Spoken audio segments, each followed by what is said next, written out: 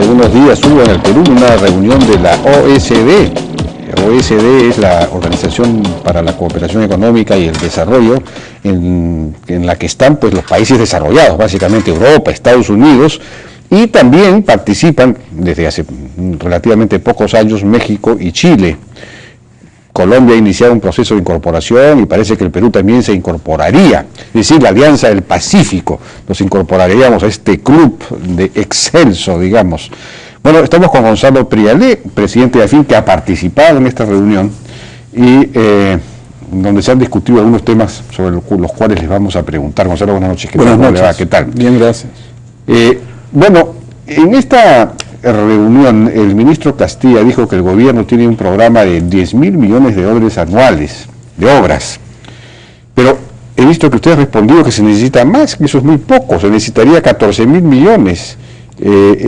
¿Cómo es esto? Es decir, ¿cuál es la idea? Sí, también el primer ministro ayer al clausurar el evento entiendo que mencionó lo mismo, que esperan pronto llegar a detallar un programa de varios años de obras y de APPs para dejarle al siguiente gobierno algo listo para continuar. Sí.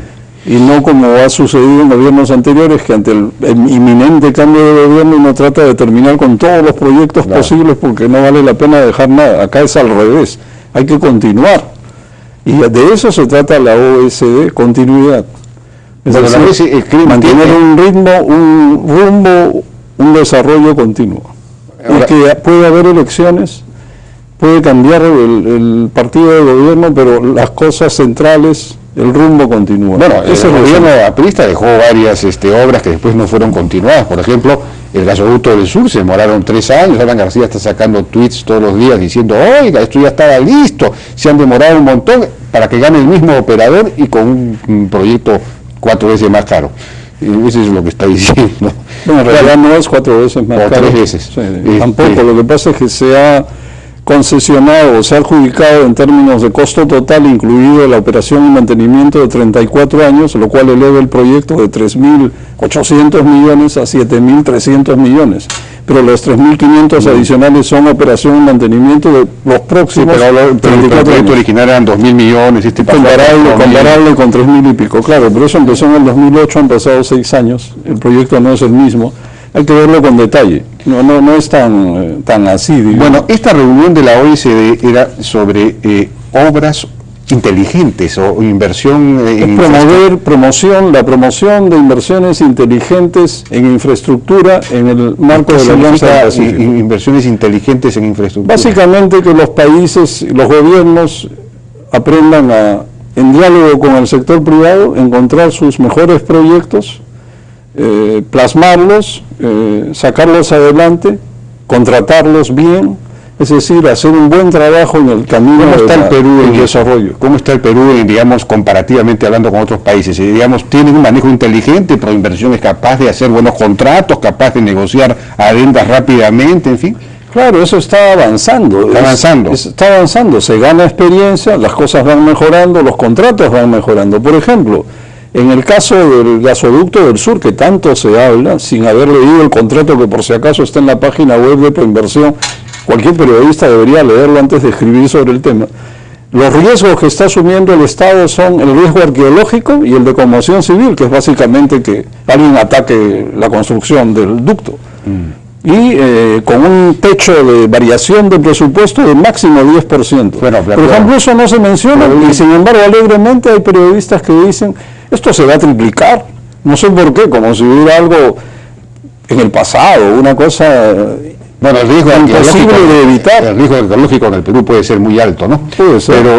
Pero digamos, no para llegar a esos niveles, sobre todo que tiene un techo de más 10% de variación. Eso delimita. Lo que no fue muy inteligente, hablando de inversiones inteligentes, es que solamente hubiese un solo postor cuando uno de los postores estaba pidiendo 2 semanas más. Qué interesante que podamos tocar este punto. Miren, nuevamente, en la página web de ProInversión pueden ver todas las circulares que atañen a este contrato y cómo se fue modificando, no solo el contrato, pueden ver las circulares.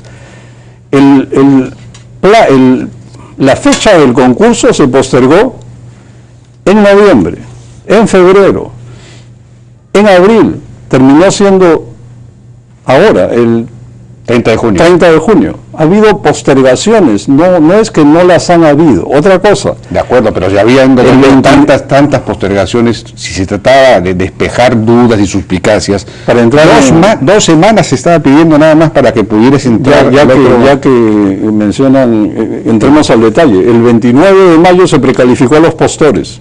El 28 de mayo se publicó una circular que explicaba que había plazo para modificar los consorcios que iban a quedar calificados al día siguiente, que fueron 3, hasta el 20 de junio, y que tenían que presentar obviamente los requisitos técnicos y económicos de costumbre y mantener ciertos niveles de participación mínimo en caso variara la composición. O sea, el plazo había vencido el 20 de junio, sin embargo, el consorcio perdedor, el día de presentación de sobres, el 26 de junio, anunció con una carta que estaba modificando el consorcio. Ya estaba fuera de plazo. Sabía que estaba autodescalificado. Bueno, pero me refiero al otro consorcio, al que pidió 2 semanas para que necesitaba conseguir plata para la fianza, en fin, no sé.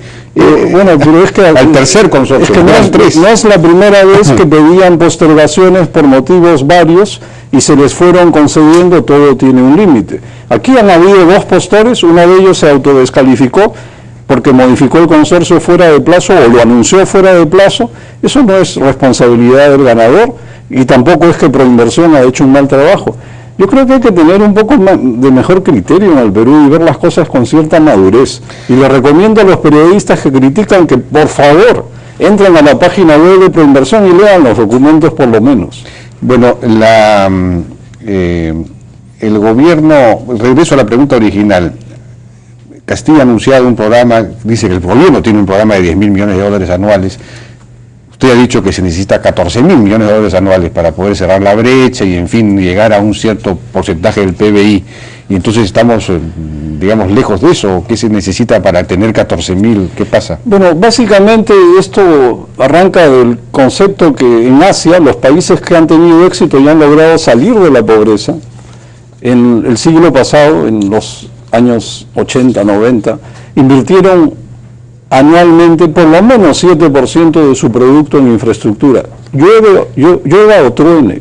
En ese mismo periodo, en América Latina, creo que difícilmente superábamos el 1% del producto de nuestros países en inversión en infraestructura. Miren los resultados. Entonces, ¿qué es lo que pasa? 10.000 millones de dólares es muy bueno. Claro que es bueno. Es más de lo que hemos venido haciendo, excepto este año, que es un año muy récord, digamos, en este tema, muy bien que ocurra, pero hay que mantener el ritmo por lo menos 5 años hacia adelante, hay que tener horizonte.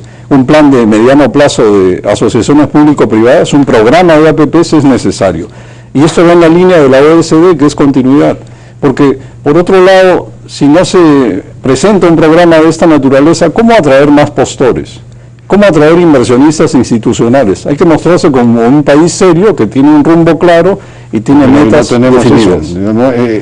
Ustedes han pedido un programa de 5 años, no existe, está el programa de 5 años. No, pero creo que está en proceso de maduración porque hay un punto clave, hay que actuar responsablemente y hay que presupuestar el esfuerzo fiscal de un programa de 5 años que contiene obras cofinanciadas. Este apoyo del Estado a los proyectos hay que presupuestarlo. Entonces hay que medir el costo fiscal de cada proyecto y al lado de eso poner los beneficios directos, indirectos e inducidos de cada proyecto para poder mostrar los pros, digamos el activo y el pasivo y poder presupuestar en orden. Pero si la cartera que tenemos al año es de 10.000 millones y no de 14.000 como debería ser, y no hay un plan a 5 años, sino solamente anual, en fin, o bianual, ¿qué es lo que pasa? ¿Cuál es el problema? No hay capacidad de formulación de proyectos, no hay suficiente facilidad para iniciativas privadas, digamos, para ¿qué está faltando? ¿Qué falla? Bueno, este es un proceso de aprendizaje y de avances y justamente en el país nunca hemos tenido un programa de 5 años de APP, hay que tener uno,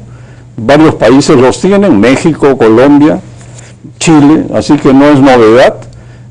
Inglaterra tiene un plan de infraestructura. La pregunta es, ¿qué está faltando?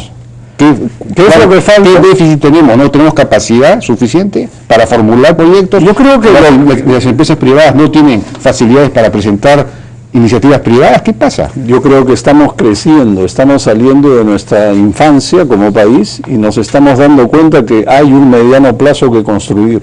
Y si las obras demoran 5 años en construirse, adivinen cuándo debemos empezar a construir el mediano plazo. Hoy, ayer, no dentro de 5 años. Y un país que no tiene mediano plazo no va a tener futuro ni largo plazo. Bueno, de eso se trata. Una vez que nos demos cuenta de eso, vamos a romper la inercia y la resistencia de algunos políticos que le verían el truco.